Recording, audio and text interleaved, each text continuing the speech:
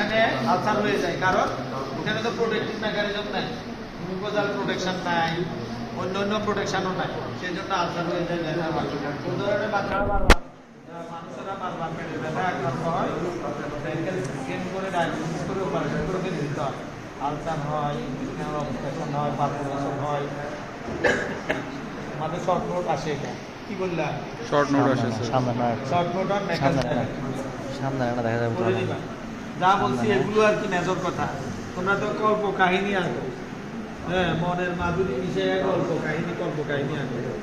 এটা biological redness থাকে small ইন্টেস্টাইনে, 2% পপুলেশনে থাকে, 2 ইঞ্চ লেন্থ, হ্যাঁ, তারপরে 2 feet distance from the ileocecal বাল্ব। আর এটা অ্যান্টিমেসেন্ট্রিক বর্ডারে থাকে। কোন বর্ডারে থাকে?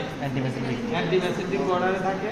এখানে প্যারাইটাল সেল থাকে, প্যারাইটাল সেল থেকে হাইড্রোক্লোরিক অ্যাসিড সিক্রেশন হয়ে এখানে আলসার হয়, পারফোরেশন হয়, ইন্টেস্টাইনাল অবস্ট্রাকশন হয়, অ্যাবডোমিনাল পেইন হয়, আর কি দরকার? আপনি ইন্টারনেটে সার্জারি